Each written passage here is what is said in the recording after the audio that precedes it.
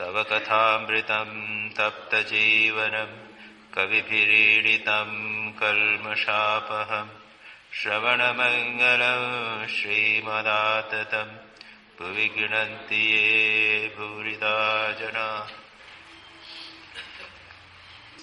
श्री रामकृष्ण वचनामृत परिच्छेद 60। दक्षिणेश्वर में भक्तों के साथ श्री रामकृष्ण है। हमने पहला जो भाग था या पहला अंश था वो हमने पढ़ लिया था। अब उसके बाद दूसरा पाठ हम पढ़ रहे थे, श्री रामकृष्ण की तपस्या, श्री रामकृष्ण के अंतरंग भक्त, भविष्यत महातीर्थ इत्यादि। और यहां पर प्रारंभ में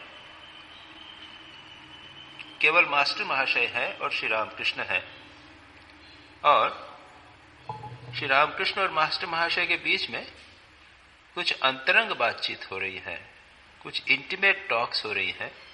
उदाहरण के लिए श्री रामकृष्ण अचानक मास्टर से आकर कहते हैं, तुम्हारा काम जल्दी होगा, कुछ दिन करने पर ही कोई कहेगा यह करो। श्री रामकृष्ण और दूसरे आचार्य हमें बताते हैं कि जब हम साधना करते हैं तो जब चित्त शुद्ध होता है तो शुद्ध चित्त ही गुरु हो जाता है। उसके बाद बाहरी किसी गुरु की आवश्यकता नहीं होती। ये सामान्यतः समस्या होती है साधक के जीवन में कि प्रारंभ में गुरु से मंत्र मिला, उसने साधना करने की पद्धति बताई, और जब साधना आगे करता जाता है तो समस्या उठती जाती है, और तब कुछ प्रॉब्लम्स उठती हैं, प्रश्न उठते हैं, कैसे समाधान हो। हमारा अचेतन मन समस्या पैदा करता है। हमारे मन में बहुत सारे काम, क्रोध, लोभ आदि पड़े रहते हैं। जब हम साधना करते हैं तो वे निकलने लगते हैं, उन्हें हम समझ नहीं पाते। ऐसे में समस्या उठती है, क्या किया जाए। और ऐसे में उपगुरु होते हैं। ये उपगुरु यानी जो अवधूत के 24 गुरु ऐसे नहीं, कुछ शिक्षा गुरु जिसे कह सकते हैं। एक दीक्षा गुरु होते हैं, दूसरे शिक्षा गुरु होते हैं। उनके पास जाकर आप प्रश्न कीजिए, अपने प्रश्नों का समाधान आपको मिल जाएगा। क्योंकि ये जो गुरु होते हैं, जिन दूसरे गुरु हैं, ये क्या है, आपके शिक्षा गुरु का स्थान नहीं ले सकते, दीक्षा गुरु का स्थान नहीं ले सकते, लेकिन ये भी उच्च कोटि के साधक होते हैं। वे साधना कर चुके हैं। जिस मार्ग से आप चल रहे हो उस आप मार्ग से आगे वे जा चुके हैं। उनके जीवन में भी समस्याएं उठी हैं और उन्होंने उन्हें सॉल्व किया है, समस्या का समाधान किया है। वे मार्ग को जानते हैं। उनके पास जाने पर वे हमें मार्गदर्शन प्रदान कर सकते हैं। मुझे अच्छी तरह याद है कि ऐसे युवक साधक के रूप में मैं रामकृष्ण मिशन के कई साधुओं के पास जाता था, उनसे प्रश्न करता था। रामकृष्ण मिशन के बाहर भी कई सन्यासियों के पास जाता था, प्रश्न करता था, और मुझे समाधान मिल जाया करता। एक तीसरी बात होती है कि जब साधक निष्ठापूर्वक लगा रहता है तो कभी कभी पुस्तकें पढ़ने पर उनको अचानक अपनी समस्या का समाधान प्राप्त हो जाता है। पढ़ते पढ़ते कोई एक वाक्य मिल गया और उसकी समस्या का समाधान हो गया। सेंट टेरेसा ऑफ अविला, ये टेरेसा नहीं, अविला की 13वां या 14वें शताब्दी में स्पेन में हुई है। बहुत बड़ी संत हुई, क्रिश्चियन संत। उनके बहुत, हमारे यहाँ complete works of Saint Teresa है यहाँ पर, मैं खुद पर्सनली मैंने मंगा के रखे हैं, बहुत अच्छे हैं। तो उसमें वे एक स्थान पर लिखती हैं कि पहले जमाने में आकाशवाणी हुआ करती थी, भगवान की आकाशवाणी संत लोग सुना करते थे, उनको मार्गदर्शन हुआ करता था। आजकल वो नहीं होता। लेकिन क्या होता है, किसी ने बातचीत की, आपसे कोई बातचीत हुआ, प्रश्न, कुछ बातचीत करते करते उसने कुछ बात बोल दी और आपके समस्या का समाधान हुआ। आप कुछ चीज पढ़ रहे हैं, पेपर पढ़ रहे हैं, कुछ कर रहे हैं, एक वाक्य ऐसा आ गया कि आपका समाधान हो गया। और कारण क्यों? इसके पीछे कारण क्या है? कारण है कि हमारा मन, उसमें मन में वो बात उठ रही है, बातचीत चल रही है, प्रश्न उठ रहा है, प्रश्न का समाधान हम खोज रहे हैं, और ऐसे में जब वो बात मिलती है तो तत्काल उसका समाधान हो जाता है। एक दूसरा दृष्टांत दूं, श्री रामकृष्ण वचनामृत या स्वामी विवेकानंद का साहित्य या भगवत गीता आप पढ़ रहे हैं, आपको अच्छा लग रहा है, कुछ मार्गदर्शन आपको प्राप्त हो रहा है, एक बार पढ़ा, अब 10 साल बाद फिर पढ़िए, अब कुछ नई चीज वहां पर आपको मिलेगी, कुछ ऐसी बात मिल जाएगी जो आपका मन खोज रहा है। जो प्रश्न आपके मन में घूम रहा था, उस प्रश्न का समाधान अचानक मिल गया। पहले वो आप वाक्य पढ़ गए थे, कई बार पढ़ गए थे, कुछ नहीं हुआ, क्योंकि वो बात आपके मन में थी नहीं, वो समस्या आपकी थी नहीं, वो साधना के उस स्तर तक आप पहुंचे नहीं थे। अब आप पहुंचे हैं, आपको समाधान मिल गया, मार्ग मिल गया। और चौथी बात, जैसा कहते हैं, हमारा मन स्वयं गुरु हो जाए, शुद्ध मन गुरु हो जाता है। जो गुरु हैं वो एक भगवान सच्चिदानंद ही गुरु हैं। वो एक बाहरी गुरु के माध्यम से आपको मंत्र प्रदान कर देते हैं, आध्यात्मिक जागृति, स्पिरिचुअल अवेकनिंग कर देते हैं। उसके बाद हमें चलना है, और उस मार्ग में, जैसा मैंने कहा, ये 2-3 प्रकार की सहायताएं या मार्गदर्शन आते हैं। और उसके बाद में कभी कभी ऐसा भी होता है कि हमारा मन, बाहर की कोई आवश्यकता नहीं, हमारा मन हमें ठीक ले जाता है, शुद्ध मन वह गुरु बन जाता है। यहां पर तो मास्टर महाशय साधना कर रहे हैं और अचानक श्री रामकृष्ण आकर कहते हैं तुम्हारा काम जल्दी होगा। श्री रामकृष्ण तो साक्षात उनके गुरु। कुछ ही दिनों में करने इस पर कोई कहेगा यह करो, यह करो, कोई कहेगा। श्री रामकृष्ण नहीं कह रहे हैं, मतलब यह है कि तुम्हारा मन ही गुरु हो जाएगा। श्री रामकृष्ण को हुआ करता था, श्री रामकृष्ण समाधि में विलीन रहा करते थे। उसके बाद क्या हुआ, उनको एक बच्ची की छोटी, एक रति नामक छोटी सी बच्ची के मुंह से मां जगदम्बा ने कहा, अरे तू भावमुख में रह। क्या करूं? श्री रामकृष्ण के मन में समस्या है, वो समाधि में लीन हो गए। अब समाधि में रहूं या बाह्य जगत में रहूं, प्रश्न। और तब मां जगदम्बा ने भविष्य आकाशवाणी की, आकाशवाणी दूसरे के मुंह से की। एक बार, दूसरी बार हुआ, अचानक एक बादल आया, एक बादल जैसा हुआ, उसमें से एक उन्होंने सौम्य मूर्ति महापुरुष को देखा, व्यक्ति को देखा, और उसने कहा तू भावमुख में रह। ये क्या है? ये there are spiritual real experiences. उसी प्रकार का सेंट पॉल को हुआ था। सेंट पॉल की घटना है, वे जा रहे थे एक व्यक्ति के, एक बच्चे के साथ, छोटे बच्चे के साथ में। अचानक उन्होंने एक प्रकाश देखा। प्रकाश देखते रहे, अचानक जो बच्चा था वो बोलता है, याद रखिए, वो कहता है गो बैक टू रोम, रोम वापस जाओ।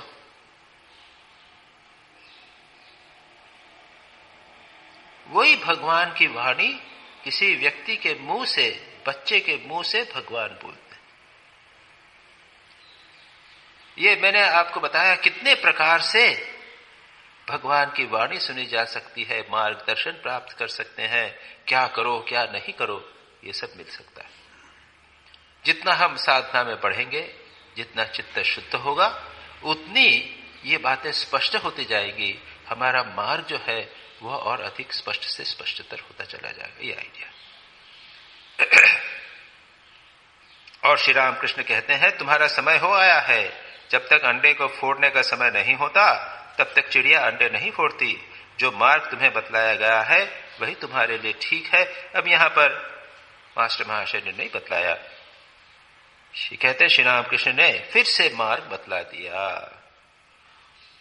और हमें भी जिज्ञासा नहीं करनी चाहिए कि क्या बतलाया। कारण यह है कि प्रत्येक का अपना एक स्पेसिफिक मार्ग होता है, निर्दिष्ट मार्ग होता है।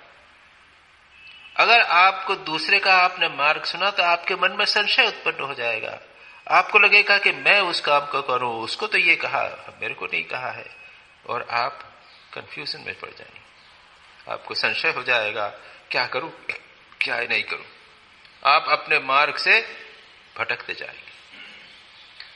स्वामी विवेकानंद से उनके शिष्य स्वामी शुद्धानंद जी ने एक बार प्रश्न किया, स्वामी जी आप जब कर्मयोग पर बोलते हैं तो ऐसा जोर से स्वामी विवेकानंद कर्मयोग पर बोलते हैं कि लगता है कर्मयोग ही एकमात्र मार्ग है।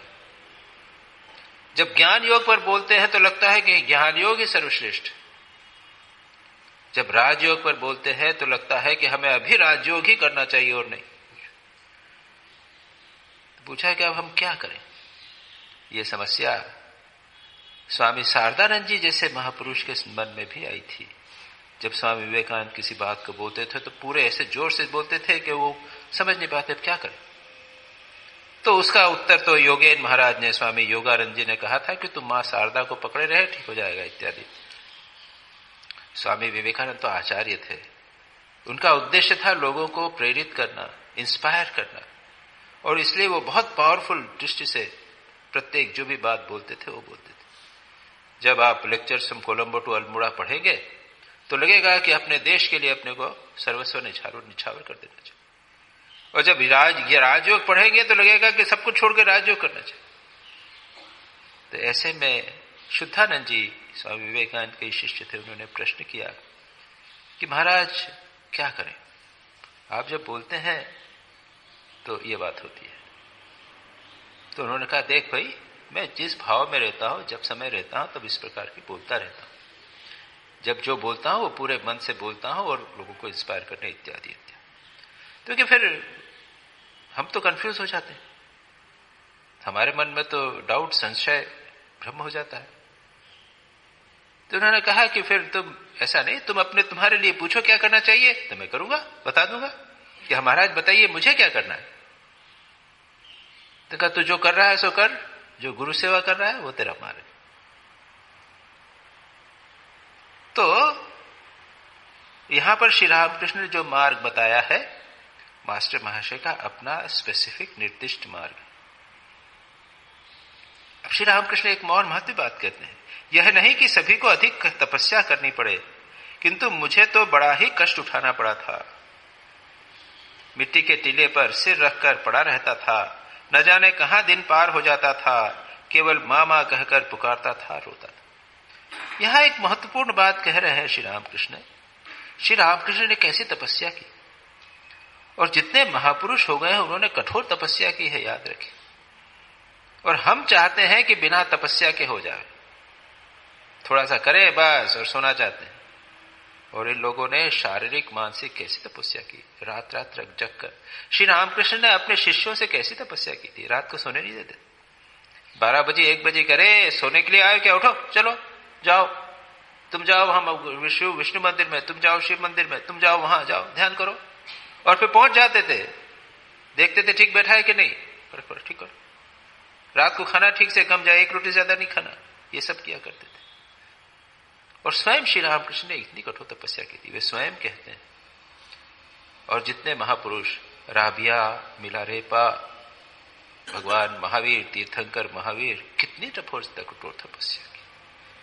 बिना तपस्या के, बिना कठोर साधना के, बिना व्याकुलता के कुछ नहीं होता, याद रखिए। ये बनत बनत बन जाए, धीरे धीरे हो जाएगा। थोड़ा सा प्रवचन सुना, थोड़ा जप किया, ठीक है, संसार में रहने के लिए ठीक है, थोड़ा भगवान में, थोड़ा श्री रामकृष्ण जी कहते हैं ठीक है। लेकिन जो भगवत दर्शन करना चाहता है उसको कठोर तपस्या करनी पड़ेगी। श्री रामकृष्ण ने क्यों तपस्या इतनी कठोर की? ये 2 कारणों से। एक तो संसार के लिए एक आदर्श स्थापित करने के लिए कि कैसी कठोर कर तपस्या करनी चाहिए। स्वयं श्री रामकृष्ण कहते हैं कि अब मैंने जो 16 आने किया है उस मुझे देखकर लोग 1 आना करेंगे। उस जमाने में 16 आना और 1 आने का जमाना था ना। अब तो 1 रुपया और 1 पैसा का जमाना है। आज का जमाना होता तो श्री रामकृष्ण ये कहते कि मैंने 1 रुपया किया है, तुम 1 पैसा करो, 100th। तो अगर आदर्श व्यक्ति कोई दिखावे तो लोग पूरा आदर्श तो मानते नहीं है, उसका थोड़ा सा लेते हैं। ठीक है, वही करो, जितना मैंने किया उसका 116 भाग 100 भाग भी करो तो सही। और दूसरा, श्री रामकृष्ण ने जगत कल्याण के लिए बहुत तपस्या की। स्वयं हम लोगों के लिए तपस्या करी। मां शारदा ने तपस्या की। मां शारदा अपने बूढ़े उम्र में सुबह 3 बजे उठ के जप करती थी। लोगों ने पूछा कि मां आप क्यों करती हैं, आपको तो करने की जरूरत नहीं है। देखिए, मेरे लिए नहीं करती, दूसरे लोगों के लिए कहते हैं। मेरे भक्त लोग जब मंत्र ले जाते हैं लेकिन जब ध्यान कुछ नहीं करते, उनके लिए मैं कर रही। तो ये महापुरुष हम लोगों के लिए, जगत कल्याण के लिए करते हैं। तपस्या से जितना पुण्य मिला है वो लोग कल्याण के लिए समर्पित कर देते। इससे ये संसार ठीक ठीक चल रहा है। अगर ये लोग महापुरुष लोग नहीं करें तो याद रखिए ये संसार ध्वंस हो जाएगा। ये काम, क्रोध, लोभ, हिंसा, स्वार्थ, इसके कारण संसार ये ध्वंस हो जाएगा। वे लोग जगत कल्याण के लिए करते हैं। एक जैन धर्म में एक घटना का वर्णन है जिसमें एक सद्गृहस्थ, एक भक्त कुछ स्वप्न देखता है और स्वप्न देखकर भगवान महावीर के पास जाकर उसका समाधान पूछता है। बहुत सारे स्वप्न है। एक स्वप्न ऐसा है जिसे वो देखता है कि बहुत बड़ा एक पत्थर है और एक छोटे से धागे से वो टंगा हुआ, भारी पत्थर छोटे धागे से। क्या समझ में नहीं आता, वो जाकर पूछता है भगवान महावीर से। तब महावीर कहते हैं कि एक जमाना ऐसा आएगा जब संसार के बहुत सारे लोगों के पाप कुछ एकाध बिरले लोगों के पुण्य के कारण टिके रहे, बैलेंस करें। ये इसका एक महत्वपूर्ण अंग ये भी है कि ये जो लोग हम समझदार हैं, हमारी जिम्मेदारी है कि ऐसा सद्जीवन व्यतीत करें कि ये समाज में जो असंतुलन है, सुख दुख का, पाप पुण्य का, वो कम होवे। अगर हम भी श्री रामकृष्ण के भक्त होकर अनैतिक जीवन, असत आचरण यदि करेंगे, भोग में रहेंगे, नियमों का पालन नहीं करेंगे, तो फिर कौन करेंगे? ईसा मसीह कहते हैं ये are the salt of the earth. अपने शिष्यों को कहते हैं कि तुम तो सारे संसार के नमक हो, यानी क्या सॉल्ट ऑफ द अर्थ, यानी श्रेष्ठतम व्यक्ति हो। और अगर सॉल्ट अगर अपना नमक खो देगा, खारापन खो देगा, तो फिर संसार के लोगों को में खारा कहां प्राप्त होगा? नमक ही तो है।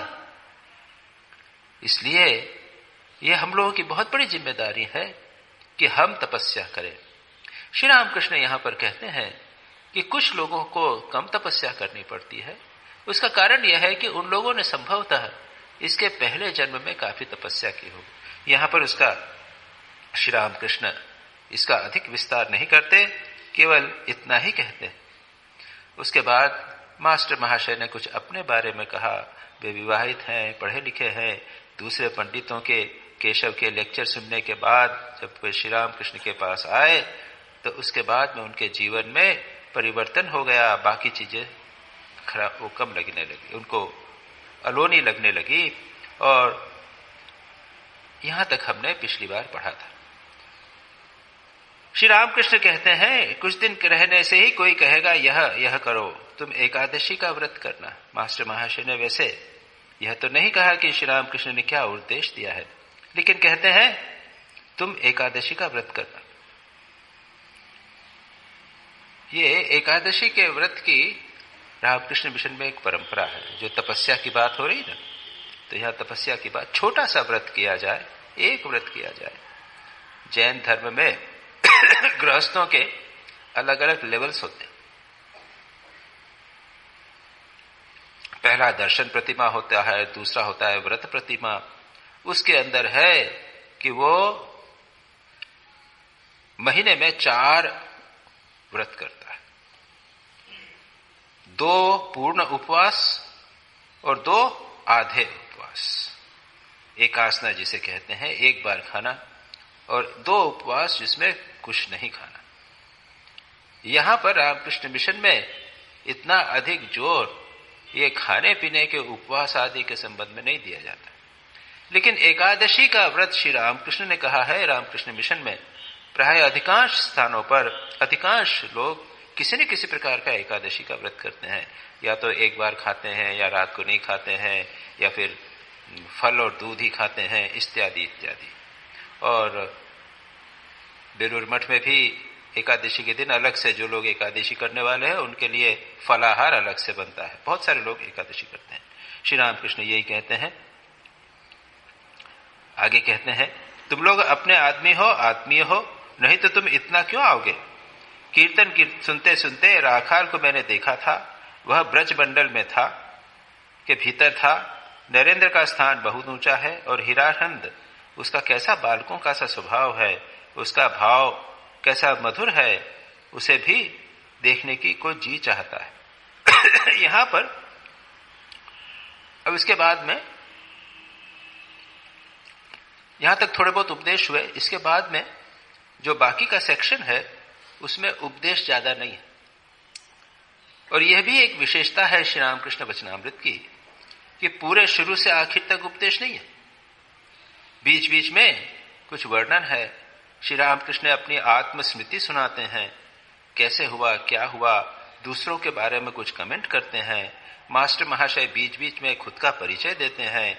मास्टर महाशय बीच बीच में गंगा का दर्शन का वर्णन करते हैं, जिस स्थान पर गए हैं उनका वर्णन करते हैं, लोगों का वर्णन करते हैं, इत्यादि करते हैं।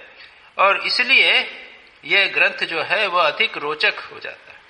नहीं तो एक मोनोटोनी, क्या उपदेश ही उपदेश उपदेश। श्री रामकृष्ण वचनामृत सार करके एक पुस्तक बनाई है, उन्होंने कलेक्शन कर दिया पुस्तकों। उसमें श्री रामकृष्ण के उपदेश, गृहस्थों को उपदेश, सन्यासियों को उपदेश, और साधना के संबंध में, ध्यान के संबंध में सेक्शन कर दिया। उसको पढ़िए, मजा आता है क्या? इतना मजा नहीं आता। वो तो एक कलेक्शन है उपदेशों का, उसमें मजा नहीं आता। नहीं, इसमें मजा आता है। श्री रामकृष्ण बात कर रहे हैं, पूछ रहे हैं कौन जी कैसे हो, मजाक कर रहे हैं, हंस रहे हैं, अपनी कहानी सुना रहे हैं, अपने संस्मरण सुना रहे हैं, इससे एक आनंद आता है। तो इस पोर्शन को बिना व्याख्या के जहां तक हो सकेगा हम जल्दी से पढ़कर देखेंगे। श्री रामकृष्ण ने कहा कि तुम लोग आत्मीय हो, इतना क्यों आते। राखाल, नरेंद्र, हीरानंद, जो श्री रामकृष्ण के कुछ अंतरंग शिष्य हैं, उनका श्री रामकृष्ण उल्लेख करते और कहते हैं कि जब राखाल को मैंने देखा तो व्रज मंडल के भीतर था। अब ये बातें, ये श्री रामकृष्ण को एक एक्सपीरियंस हुआ करते थे। हम लोगों को कभी कभी होता है, जब किसी को अचानक देखते हैं लगता है ये बड़ा आदमी है। कई बार लोगों को होता है, वो आजकल के लड़के लड़कियों का लव एट फर्स्ट साइट नहीं, जो वो शुरू शुरू में तो हुआ, उसके बाद में 4-5 साल बाद टूट गया, ऐसा नहीं। लेकिन कभी कभी इस प्रकार का होता है कि लोगों को, किसी को एक दूसरे को देखा, अच्छा लगा, और उसके बाद में वो सारा संबंध सारे जीवन बना रहता है। किसी महापुरुष को देखे, आकृष्ट हुए, सारा संबंध बना रहा। किसी महापुरुष ने एक युवक को देखा, उसको अच्छा लगा और उनको शिष्य बन गया। इस तरह की बातें कई बार होती है। तो यहां पर श्री रामकृष्ण, विशेषकर महापुरुषों में ये होता है। श्री रामकृष्ण ने नरेंद्र को पहचाना था, राखाल को पहले देखकर ही पहचाना था, और मैंने श्री गौरांग के सांगोपांगों को देखा था, भाव में नहीं, इन्हीं आंखों से। पहले ऐसी अवस्था थी कि सादी दृष्टि से ये सब दर्शन होते थे, अब तो भाव में होते हैं। यहां पर श्री रामकृष्ण अपना वर्णन, अपनी साधना की और अवस्थाओं का वर्णन कर रहे हैं। ये चीजें बहुत दुर्लभ हैं। श्री रामकृष्ण कहते हैं कि एक तो भाव में दर्शन होता है। मां शारदा स्वयं कहती है ईश्वर दर्शन, श्री रामकृष्ण कहते हैं ईश्वर दर्शन इस प्रकार हो सकता है जैसे मैं तुम्हें देखता हूं, इस तरह स्पष्ट रूप से खुली आंखों से हो सकता है। तब स्वामी ब्रह्मानंद जी ने इसका समाधान किया है। जब कहते हैं कि श्री रामकृष्ण ने खुली आंखों से दर्शन किया, कहते हैं ना, ये देखा है कि इन्हीं आंखों से दर्शन किया, अब भाव में दर्शन होगा। अब दिनों में अंतर क्या? भाव में दर्शन होना और खुली आंखों से दर्शन होना, इसमें अंतर क्या? अब देखिए, इसके ऊपर मैं थोड़ी बहुत व्याख्या कर दूंगा, लेकिन ये आप मानिए कि मेरे को ना भाव में दर्शन होता है ना ईश्वर, तो आंखों खोल के ईश्वर दर्शन होता है। इसलिए ये हम उस चीज को थोड़ा समझने के लिए प्रयत्न मात्र कर रहे हैं। एक बार स्वामी प्रभवानंद जी, आपने नाम सुना होगा, उन्होंने कई पुस्तकें लिखी हैं।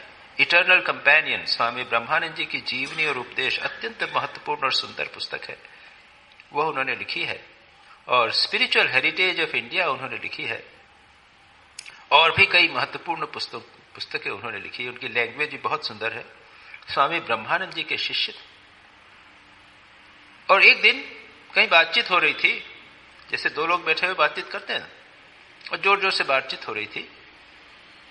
और वो कह रहे थे कि गोलाप माँ, गोपालेर माँ, एक श्री रामकृष्ण की एक भक्त थी। भक्त क्या कहना चाहिए, ये शब्द बड़ा कठिन है। उन्होंने श्री रामकृष्ण को गोपाल के रूप में, बाल कृष्ण के रूप में देखा था।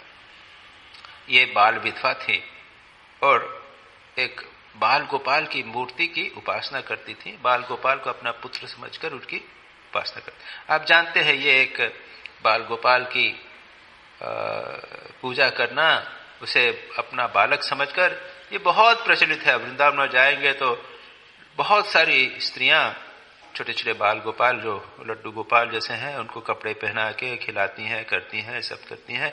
ये उपासना की एक पद्धति वो करती थी। और उसके बाद वे जागृत हो गए थे और उनको साक्षात दिखाई देते थे, उनके साथ खेलते थे, वो उनके साथ में दौड़ते थे, खेलते थे। वो एक बार उनको दर्शन हुआ, बाल गोपाल उनको वो गोद में लेकर, जैसे एक माँ कंधे पर बालक को लेकर जाती है, वो दौड़कर पागल सी श्री रामकृष्ण के पास आई थी। उनको लग रहा, देखो ये, देखो ना, ये मेरे पास में है बाल गोपाल। आंखें खुली हुई हैं और वो दिख रहा है उनको कि वो बाल गोपाल निकल के श्री रामकृष्ण में विलीन हो रहे। तो ये लोग बात कर रहे थे और स्वामी प्रभानंद जी कह रहे थे कि ये सब आंखें खोल के बोल रहे, ये तो भाव में दर्शन हो रहे हैं। It is a subjective experience. व्यक्तिगत व्यक्ति बाहर से उनको आंखें खोल के नहीं, ये भाव में दर्शन। स्वामी ब्रह्मानंद जी ने सुना और कहा, तुम तो सर्वज्ञ हो गए ना, तुम सब बातें जानते हो, सब समझ गए हो तुम तो वो चौंक गए। ये ब्रह्मानंद जी ने कैसे उनको टोक दिया। उन्होंने कहा कि नहीं, ये तो भाव में ही हो सकता है, आंख खोल के कैसे दर्शन होगा, वो तो है नहीं। स्वामी ब्रह्मानंद जी ने कहा था, उत्तर दिया था, tell me the line of demarcation between matter and mind. मन समाप्त होकर स्थूल जगत प्रारंभ होता है, उसकी सीमा बताओ। और थोड़ा सा विचार करने पर देखेंगे बड़ा कठिन। यह जगत जो बाहर दिखाई दे रहा है, यह हमारे मन की कल्पना मात्र ही तो है। मैं तो यहां तक कहूंगा कि अगर आप थोड़ी सी गहरी साधना करें तो आप देखेंगे कि बाहरी जगत का दृष्टि आपकी धीरे धीरे बदल रही। थोड़ी गहरी साधना करें। अगर किसी दिन आपका मन अत्यंत शांत होवे तो भी आपको ऐसा लगेगा कि ये बाहरी जगत जो है उतना सत्य नहीं है जितना कि हमने कल देखा था, परसों देखा था। आपको जगत ऐसा प्रतीत होगा कि ये जगत क्या है, सत्य है, ये स्वप्नवत प्रतीत हो, अगर हमारा मन अत्यंत शांत हो जाए। शास्त्र आप पढ़िए, जानेंगे कि जितना हम गहरा ध्यान करते हैं, धीरे धीरे ये जगत का स्वरूप बदलता चला जाता है। और इसीलिए जो महापुरुष समाधि में लीन होते हैं, वे जब बाहर दृष्टि आंख खोलकर जब बाहर देखते हैं तो वो जगत वैसा नहीं दिखता जैसा कि पहले था। अब इसको एक्सप्लेन करना, समझाना कठिन है। यो देख लीजिए, अगर एक व्यक्ति नया नया प्रेम, एक लड़के का एक लड़की के साथ खूब प्रेम, दिन भर उसका मन ध्यान में लगा रहता है, स्कूल में कॉलेज में जाता है, काम वाम करता है, लेकिन उसका आधे से ज्यादा मन उसकी अपनी प्रिया में, अपने वो बिलवड में रखा हुआ है। क्या उसको वह जो जगत दिख रहा है वैसा कि वैसा दिख रहा है? वो जल रहा है, चाह रहा है, सब काम कर रहा है। अरे तुमने जो 17 सेक्टर का क्रॉसिंग पे आज रुके थे ना, लाइट, रेड लाइट थी,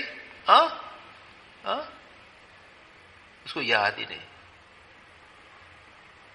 रेड लाइट पे रुका होगा, कितनी गाड़ियां सामने पड़ी खड़ी होंगी, कुछ नहीं मालूम। होता है कि नहीं? हम लोग जब किसी एक भाव में पूरे तन्मय हो जाते हैं तो बाकी दूसरी चीजें जो हैं उनकी सत्ता कम हो जाती, और जो भगवान में पूरी तरह लीन हो जावे उसके लिए बाकी चीजों की सत्ता बहुत कम हो जाती।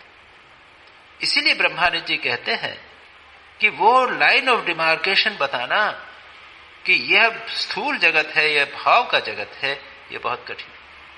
श्री रामकृष्ण यहां कहते हैं कि पहले मुझे आंखें खोलकर दर्शन हुआ था, अब भाव में दर्शन होता है। यह अत्यंत प्रगाढ़ जब भाव होता है तब वो बाहर दिखाई देने लग जाता है। थोड़ा सा क्षम होने पर भाव में होता है, उससे भिन्न होता है। अब श्री रामकृष्ण कहते हैं, सादी दृष्टि से गौरांग के सब संगोपांगों को देखा था, उसमें शायद तुम्हें भी देखा था और शायद बलराम को भी। अब ये श्री रामकृष्ण बता रहे हैं कि कौन मेरे जो शिष्य हैं उनमें से कौन कहां के आए। जैसे हम ये लोग मानते हैं कि हमारा पूर्व जन्म है और बाद में भी जन्म होगा, तो अगर पूर्व जन्म है तो उसमें क्या कहां के सिचुएशन है इत्यादि। और ये मान्यता है लोगों की कि श्री रामकृष्ण के जो शिष्य हैं उनमें से स्वामी विवेकानंद तो निराकार के हैं, स्वामी ब्रह्मानंद जी ब्रजमंडल के पहले श्री कृष्ण के सखा हुए थे, शरत और शशि यानी शारदानंद जी और शशि यानी रामकृष्णानंद जी, ये ईसा मसीह के शिष्य रहे थे, वो इस बार श्री रामकृष्ण के शिष्य होकर आए इत्यादि। कहते हैं कि स्वामी विज्ञानानंद जो है वो जामवंत के अंश से उत्पन्न हुए हैं, योगानंद ये स्वामी ये अर्जुन के अंश से उत्पन्न हुए इत्यादि इत्यादि। अब इसमें आप माने न माने ये बात आपके ऊपर निर्भर करती है, लेकिन श्री रामकृष्ण को पहले से पता चल जाता था जब कोई व्यक्ति आया कि उसका भाव क्या है। ये समझ लीजिए, ये भक्त है, ये निराकारवादी है, या ये वैष्णव उसका भावापन्न है, कृष्ण भक्त है या राम भक्त है, ये सब वे समझ जाया करते थे। किसी को झट देखकर को देखकर झट उठ क्यों खड़ा हो जाता हूं, जानते हो? आत्मियों को दीर्घ काल के बाद देखने से ऐसा होता है, लगता है कि इनको पहले से पूर्व परिचित है, ये मेरे आत्मीय है। मां से रो रो कर कहता था, मां भक्तों के लिए मेरा जी निकल रहा है, उन्हें शीघ्र ही मेरे पास ला दे, जो कुछ मैं सोचता था वही होता था। अब ये बात श्री रामकृष्ण जैसे महापुरुष और अवतारी पुरुष के लिए कुछ विशेष नहीं है, इसमें कोई विशेषता नहीं है, ये उनके लिए अत्यंत सामान्य चीज थी। सच पूछा जाए तो अगर हम भी पूर्ण रूप से तन्मय भगवान में रहें तो जो हम चाहेंगे वो हो जाएगा। श्री रामकृष्ण जी कहते हैं ना, जो कुछ सोचता था वही होता था। होगा कैसे? श्री रामकृष्ण श्री कृष्ण कहते हैं कि जो अनन्यास चिंतयन्तो माम ये जरा पर्युपासते तेषाम नित्याभियुक्ता नाम योगक्षेमम वहाम्यहम। जो अनन्य रूप से यानी पूरे मन से मेरा ही ध्यान जप करते रहते हैं, उनके योगक्षेम यानी जो उनकी आवश्यकता है उसकी पूर्ति मैं कर देता हूं, और जो वस्तुएं उनके पास में हैं उनकी मैं रक्षा करता हूं। इसके ऊपर बहुत सारी घटनाएं हैं, उसके मैं विस्तार में नहीं जाऊंगा। भगवान जिम्मेदारी ले लेते हैं। राबिया निरंतर भगवान का भजन करती हैं। एक चोर उसके घर में घुसा, एक चादर और सिवा और कुछ नहीं था, लेकर जाने लगा कि उसको रास्ता नहीं दिखा। 2-3 बार कोशिश किया, रास्ता नहीं दिखा। तब फिर एक आकाशवाणी सी हुई कि अरे तू इसको की चादर नहीं ले जा सकता, एक दोस्त सोता है, दूसरा दोस्त जागता है, मैं इसकी रक्षा कर रहा हूं, ये सो रही है, मैं उसकी रक्षा कर रहा हूं। तुलसीदास जी की कुटिया की रक्षा भगवान राम और लक्ष्मण ने की थी, धनुषधारी राम लक्ष्मण ने की थी। तो ये है योगक्षेम वहाम्य। लेकिन यहां पर जो बात श्री रामकृष्ण कह रहे हैं वो है कि जो मैं सोचता था वही होता था। क्या मतलब? जो कुछ सोचते थे वही होता था। जो महापुरुष भगवान में प्रतिष्ठित हैं, वो जो बोलते हैं वो सत्य होता है। सत्य प्रतिष्ठायाम क्रियाफलाय शयत्तम इत्यादि कहा गया है। बिना क्रिया के ही वो फल उसका प्राप्त हो जाता है। लेकिन यहां पर जो श्री रामकृष्ण कह रहे हैं, इसका अर्थ यह है कि उन व्यक्तियों के मन में जो भगवान के भक्त है, कोई ऐसी विचार भावना उठती ही नहीं जो फलीभूत न होवे। वो लोग ये नहीं सोचते कि सूर्य है वो पश्चिम से उदित हो जावे। वो नहीं सोचते कि गंगा का जो प्रवाह है वो दूसरी दिशा में हो जावे। ऐसा नहीं। उनके मन में कोई असत्य संकल्प ही नहीं उठता। इसलिए कहा गया कि जो कुछ सोचता था वही हो जाता था। और श्री रामकृष्ण कहते हैं कि मां, वो भक्तों के लिए श्री रामकृष्ण मां जगदम्बा से रोते हुए कहते हैं कि मैं अकेला हूं, किससे बात करूं, कोई बात करने वाला नहीं है, भक्तों को भेज दो। एक बड़ा सुंदर भजन है बंगाली में, उसका अर्थ है मनेश मानुष होए जे जना से एक मनेर कथा कोई बुके ना। ऐसा कि मन की कथा, मन की बात, अपने आत्मीय मन की बात किससे कहो। और कहते हैं कि मन की बात जो कहते हैं ना, अपना आदमी व्यक्ति जो आत्मीय होता है वो एकाध जन ही होता। और ये हम सब समझते हैं। संसार की दृष्टि से भी देखा जाए तो अत्यंत आत्मीय व्यक्ति जिससे अपने मन की बात की जाए वो एकाध व्यक्ति ही होता है और कुछ नहीं होता। अत्यंत निकट का जिससे आप सब कुछ बात कह सके वो एक ही होता है। और जब भगवान की बात चलती है, भक्ति की बात होती है, वहां तो यह बात और अधिक सत्य है। किससे बात करें? श्री रामकृष्ण कभी कभी कहते थे, कहूं का इससे कहूं और कोई समझेगा भी क्या? ये बड़ी बड़ी बातें ये कौन समझेगा? श्री रामकृष्ण देखते थे आसपास सब संसारी लोग, वे भगवान की बात करना चाहते हैं, किससे बात करें? समझेंगे नहीं, गलत समझेंगे। इसलिए वो वहां पर कोठी पर, आप दक्षिणेश्वर जाएं, वहां पर वो कोठी है जहां पर मथुरा बाबू रहते थे, उसके ऊपर छत पर चढ़कर रात को जोर जोर से कहते थे, अरे तुम लोग कहां हो। संसारी लोगों से बातचीत करके मेरे मुंह जो है, जिह्वा जल गई है, मैं सहन नहीं कर पा रहा। ये है एक प्रकार का टॉर्चर जिन्हें कहते हैं, इन संतों का है। संसार में रहना उनके लिए अत्यंत कठिन बात। भक्तों के बीच में ही रह सकते हैं। तो श्री रामकृष्ण यहां पर कहते हैं कि रो रो कर कहता था, मां भक्तों के लिए मेरा जी निकल रहा है। ये अपनी पुरानी सारी घटनाएं श्री रामकृष्ण बड़ी सुंदर सुना रहे हैं। पंचवटी में मैंने तुलसी का आनंद बनाया था जब ध्यान करने के लिए। वो कह रहे हैं कि कैसे मेरी इच्छाएं पूर्ण होती थी। ये तुलसी कानन बनाने की परंपरा भारत में सदा से विद्यमान है। जो भक्त लोग हैं वो अपने घर में ऐसे तुलसी उलसी लगाते हैं। तुलसी अत्यंत पवित्र है, वैष्णव है, वैष्णव की भगवान पर चढ़ाई जाती है। जो वृक्ष हैं उनमें सबसे सर्वश्रेष्ठ और पवित्र तुलसी को मानते हैं। ये तुलसी का आनंद बनाने की इच्छा हुई। अब क्या करें? बड़ी इच्छा हुई कि चारों ओर से बांस की कमानियों का घेरा लगा दूं, जिससे वो कोई खा नहीं जाए, बकरी खा न जाए। इसके बाद ही देखा ज्वार में बहकर कुछ कमानियों का गट्ठा और कुछ रस्सी ठीक पंचवटी के सामने आकर लग गई। ठाकुरबाड़ी के में एक कहार रहता था, आनंद से नाचते हुए उसने आकर यह खबर सुनी। यह मन में एक संकल्प उठा श्री रामकृष्ण, ये हो जावे तो कितना अच्छा, और ये पूर्ण हो गया। ऐसी घटना है, संभवतः कभी कभी हम लोगों के जीवन में भी अभी आती है, होता है।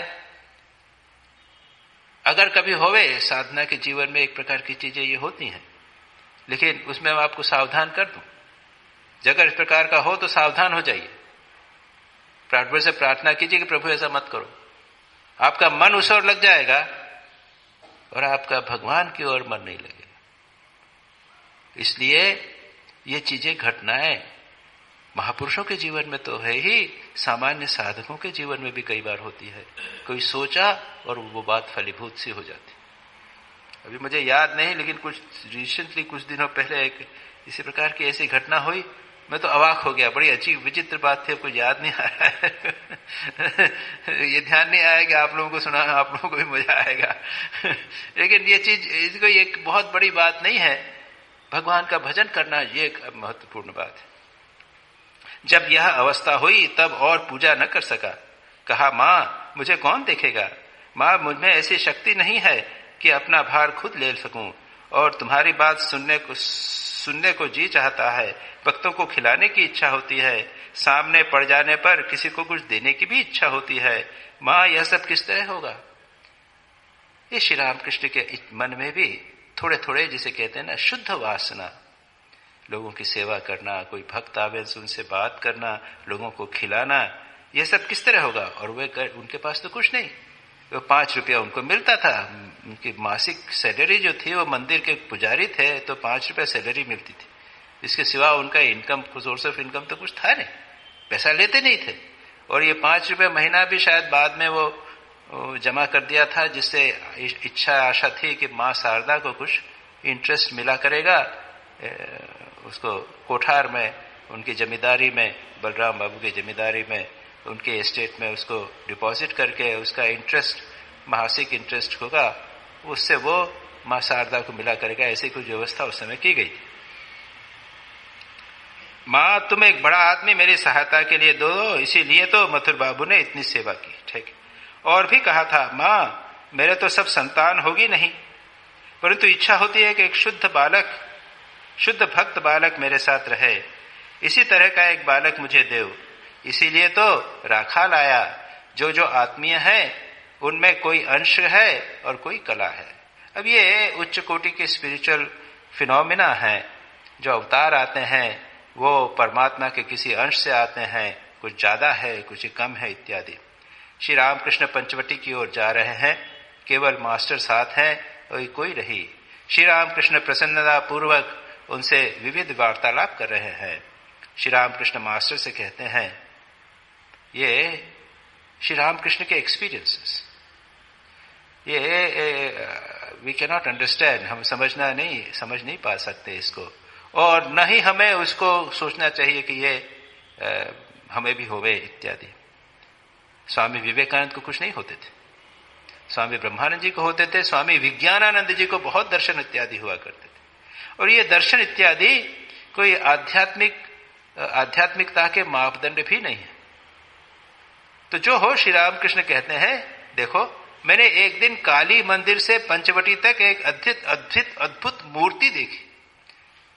काली मंदिर उससे पंचवटी तक, आप लोगों ने अगर दक्षिणेश्वर देखा होगा तो वो डिस्टेंस करीब करीब होगा, इस बिल्डिंग से लेकर हमारी जो डिस्पेंसरी है उतना डिस्टेंस होना चाहिए। और उसके बीच में काली मंदिर से दक्षिणेश्वर, वो पंचवटी, उसके बीच में और भी मकान आ जाते हैं। श्री रामकृष्ण का कमरा आ जाता है, नहबत आ जाता है, और उसके बाद पंचवटी आता है। वहां श्री रामकृष्ण ने कोई एक्सपीरियंस हुआ, अनुभव हुआ, उन्होंने एक मूर्ति देखी। मास्टर आश्चर्य इसमें आकर निर्वाक हो रहे।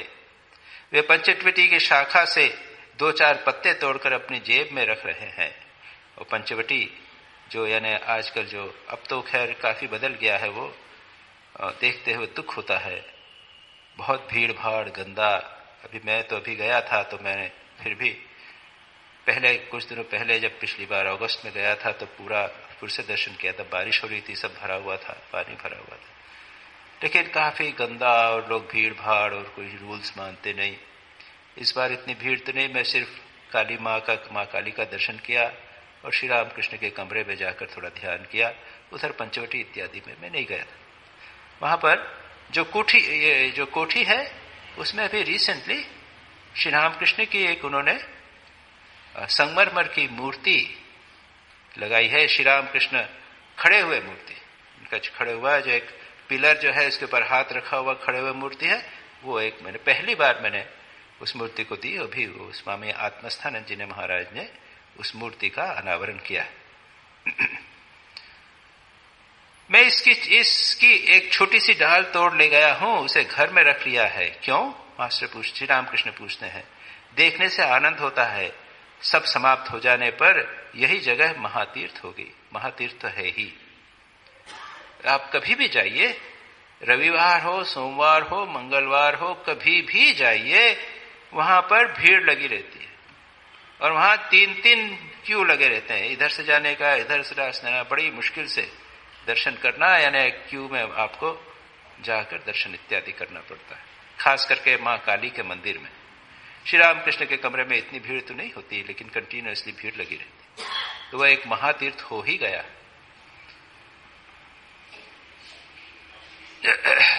श्री रामकृष्ण पूछते हैं, किस तरह का तीर्थ? क्या पानी हाटी की तरह? ये पानी हाटी चैतन्य महाप्रभु के जीवन से संबंधित है। वहां पर उनके एक शिष्य थे रघुनाथ, और ये रघुनाथ जमींदार थे लेकिन परम भक्त थे, शांत रहते थे, बताते नहीं थे। और तब चैतन्य महाप्रभु के जो अंतरंग भक्त मित्र थे, अंदर साथी थे, नित्यानंद, उन्होंने एक दिन उसको कहा था रघुनाथ को कि अरे तू चुपचाप भक्ति करता है, ऐसे नहीं चलेगा, तू तो धनी है, तो यहां पर तेरे को उत्सव करना पड़ेगा, लोगों को खिलाना पड़ेगा। तो गुड़ और चीड़ा और दही चीड़ा, चीड़ा यानी ये क्या बोलते हैं उसको, पोहा, पोहा, पोहा बना हुआ पोहा नहीं, हाँ, चिवड़ा, चिवड़ा, चिवड़ा जो है ना, कच्चा चिवड़ा, उसको आप दही में डाल दीजिए, मीठा मीठा चीनी वगैरह गुड़ डाल दीजिए, बड़ा स्वादिष्ट हो जाता है, वो गल जाता है। उसको, उसका एक उत्सव पानी हाटी, वहां पर हमेशा उत्सव होता है। श्री रामकृष्ण गए थे। ये राघव पंडित पानी हाटी में बड़े महोत्सव के साथ, समारोह के साथ राघव पंडित का महोत्सव होता है। श्री रामकृष्ण प्राय हर साल यह महोत्सव देखने जाया करते हैं और कीर्तन के बीच में प्रेम और आनंद से नृत्य कर क्या करते हैं। मानो भक्तों की पुकार सुनकर श्री गौरांग स्थिर नहीं रख सकते, संकीर्तन में स्वयं जाकर अपनी प्रेम मूर्ति के दर्शन कराते हैं। श्री रामकृष्ण यहाँ पानी हाटी के महोत्सव में कई बार गए हैं। उसका वर्णन आप श्री रामकृष्ण वचनामृत भी है, श्री रामकृष्ण लीला प्रसंग में भी। लेकिन यह जो रेफरेंस है राघव पंडित का और वहां का जो कीर्तन का, चैतन्य या गौरांग देव, चैतन्य महाप्रभु, उनको गौरांग भी कहते हैं, उसको समझने के लिए आपको चैतन्य महाप्रभु की जीवनी पढ़नी पड़ेगी। दुर्भाग्य यह है कि पंजाब में उनके बारे में लोग बहुत कम जानते हैं। लेकिन प्रभुनाथ ब्रह्मचारी, एक क्या नाम उनका, प्रभुपाद नहीं है वो, एक ब्रह्मचारी, क्या नाम है उनका, बहुत प्रसिद्ध लोग हैं, वो विद्वान संत थे। उन्होंने एक 5 चैतन्य महाप्रभु की जीवनी चैतन्य चरितामृत करके लिखा है उनका। और स्वामी शारदेशानंद जी ने भी चैतन्य महाप्रभु की जीवनी लिखी है, उसका हिंदी इंग्लिश अनुवाद भी हो गया है, बंगाली थी। उसको आप अवश्य पढ़िए। चैतन्य महाप्रभु के एक अद्भुत जीवन, और पंजाब के लोगों को भी एक ध्यान पता चलना चाहिए कि वो क्या है। जब मैं बंगाल में गया, जब बेलूर मठ में जाने का, वहां 2 साल रहने का अवसर मिला, तब मैंने उसके बाद में चैतन्य महाप्रभु की जीवनी संभवतः उसके पहले पढ़ी थी, लेकिन मुझे ये समझ में नहीं आता था कि ये कीर्तन क्या होता। बाद में वहां पर कुछ कीर्तन उत्सव के समय मैंने कीर्तन देखे। एक पार्टी आती है, एक मृदंग बजाते रहते हैं और उसके चारों ओर भक्त लोग जो है हाथ उठाकर ऐसे नृत्य करते रहते हैं। ये मैंने बाद में देखा और उसके बाद मुझे थोड़ा सा ये पता चला, ये चैतन्य महाप्रभु ने इसको प्रारंभ किया था। और एक बहुत बड़ा मुसलमानों के समय का समय था, वो बहुत बड़ा एक रिलीजियस मूवमेंट, आध्यात्मिक वैष्णव मूवमेंट जो शुरू किया था। और जो आप आजकल आप जो ये इस्कॉन की बात देखते हैं, ये उन्हीं के परंपरा है। इस्कॉन जो है वो चैतन्य महाप्रभु के प्रभुपाद जो है वो चैतन्य महाप्रभु की फॉलोअर्स ही हैं। तो श्री रामकृष्ण कई बार वहां पर जाते थे और श्री गौरांग भक्तों की पुकार सुनकर श्री गौरांग जो थे वो आकर उनके साथ कीर्तन इत्यादि किया करते थे। ये सब अगर आप उसको पढ़ें तो इसका आप संदर्भ समझ सकेंगे। आगे अगला सेक्शन ले लेते हैं। संध्या हो गई। श्री रामकृष्ण अपने कमरे में छोटे तख्त पर बैठे हुए जगन माता का चिंतन कर रहे हैं। क्रमशः मंदिर में देवताओं की आरती होने लगी, शंख और घंटे बजने लगे। मास्टर आज रात को यहीं रहेंगे। कुछ देर बाद श्री रामकृष्ण ने मास्टर से भक्तमाल पढ़कर सुनाने के लिए कहा। ये भक्तमाल मास्टर पढ़ रहे हैं। बंगला भाषा में छंदोबद्ध है। इसका हिंदी अनुवाद यहां पर गया है। वहां पर वो पोएट्री में है, एक भक्तों के अपने वर्णन है, भक्तों का जीवनी का वर्णन है। उसी प्रकार का मराठी में है। मैंने आपको बताया था कई बार, इसको भी किया है, भक्त विजय। और उसका नाम महिपाल नामक एक भक्त का संत है, उन्होंने भक्त विजय करके लिखा है। वो भी सारा छंद में। ये पहले जमाने के ये लोग बोलते चले जाते थे, लिखते चले जाते थे। श्री रामकृष्ण पूथी, ये बंगाली में ये छंद में है पूरी श्री रामकृष्ण की जीवनी, इतना बड़ा ग्रंथ। आप लोगों को ये जानकर आश्चर्य होगा कि श्री रामकृष्ण पर संस्कृत में महाकाव्य लिखा गया है। मैंने देखा नहीं है, लेकिन संस्कृत में श्री रामकृष्ण पर एक बहुत बड़ा महाकाव्य भी लिखा गया। तो जो लोग साहित्य के जानकार होते हैं उनके लिए ये लिखना कोई कठिन नहीं होता, वो फटाफट लिखते चले जाते। स्वाभाविक रूप से जो भक्त हैं वो बोलते चले जाते हैं या लिखते चले जाते हैं। तो ये भक्तमाल काव्य में है, मास्टर इसको पढ़ रहे हैं और इसका अनुवाद यहां पर उन्होंने संक्षेप में दिया है। एक जयमाल नामक राजा की कहानी। जयमाल नाम के एक शुद्ध चित्त राजा थे। भगवान कृष्ण पर उनकी अचल प्रीति थी। जयमाल का राजा, भगवान पर प्रीति, ऐसा वो से समझे ना आप, ऐसे छंद बने होंगे, वो एक पढ़ते चाहे, एक छोटे लाए। नवधा भक्ति के यजन में वे इतने दृढ़ निश्चित थे कि पत्थर पर खींची हुई रेखा की तरह उसका ह्रास न हो पाता था। ये क्या है? नवधा भक्ति की बात आप प्राप्त करेंगे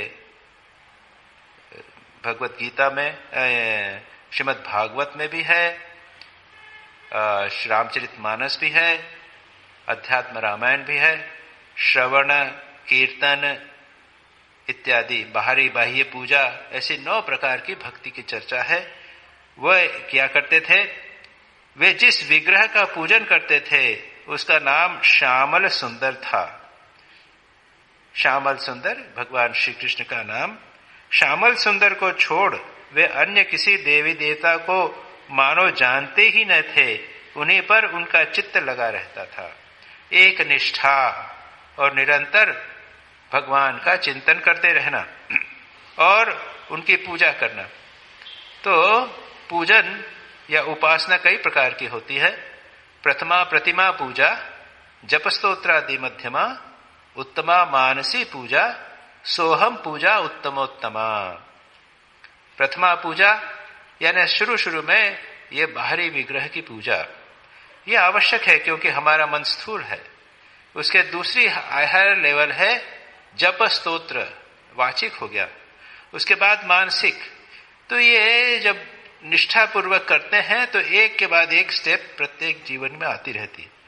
हमारे यहाँ जो पूजा पद्धति है, आप अगर उसको ध्यान से पढ़े तो देखेंगे कि वहां पर बाह्य पूजा का विधान है, अंगन्यास, करन्यास, फूल कैसे चढ़ाना और आचमन कैसे करना, ये सब बताया है बाहरी पूजा का। लेकिन उसके साथ ही साथ स्तोत्र भी है, और उसके बाद में आगे जाकर मानसिक पूजा का भी वर्णन है।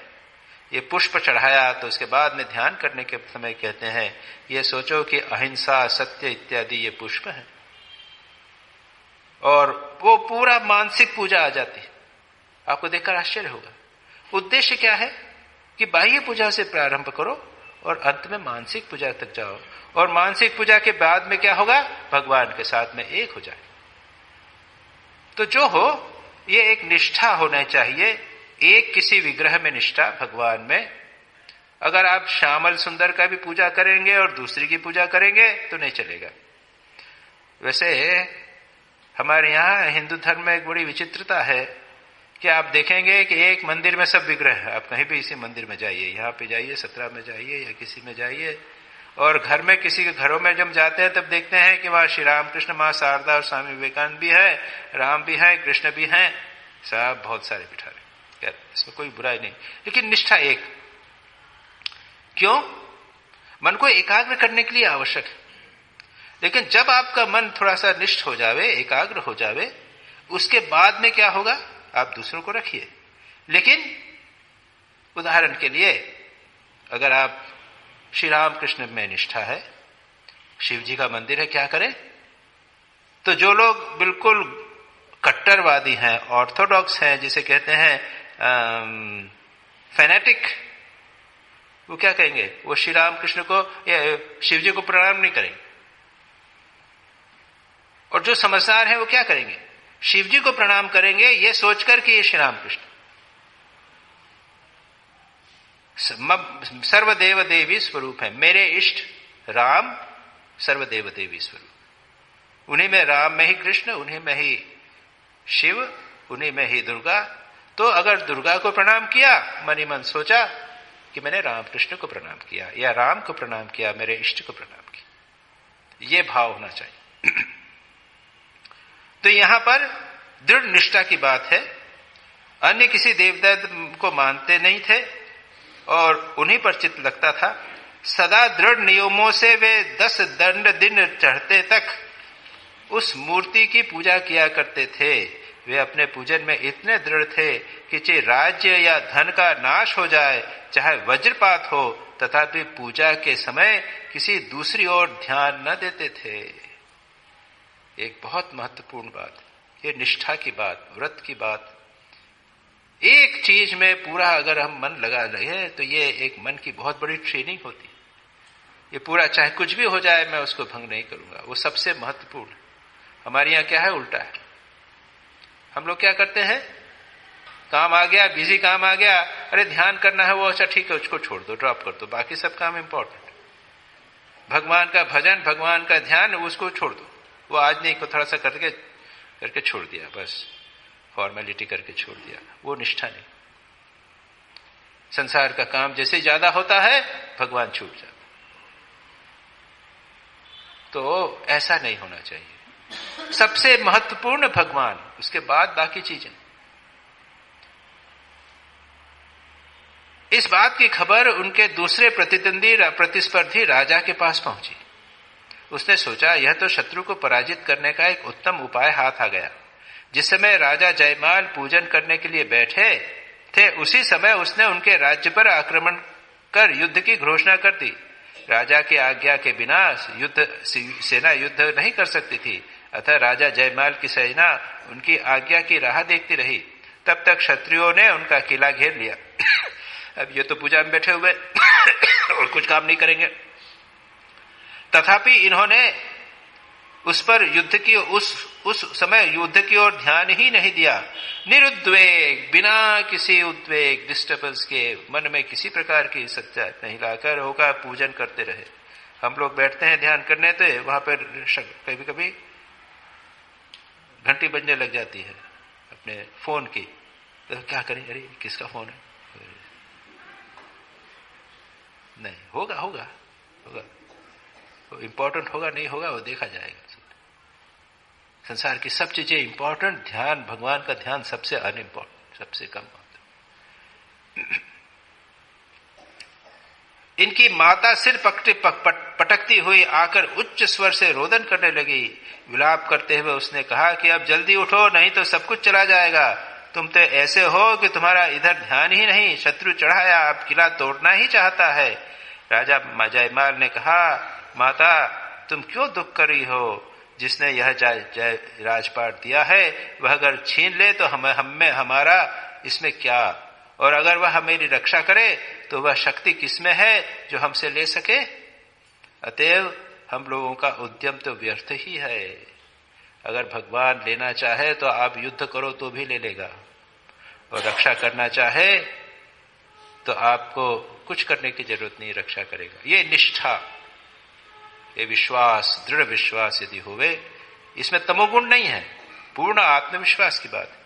इधर श्यामल सुंदर ने, भगवान ने घोड़े पर सवार हो अस्त्र शस्त्र लेकर युद्ध की तैयारी कर ली।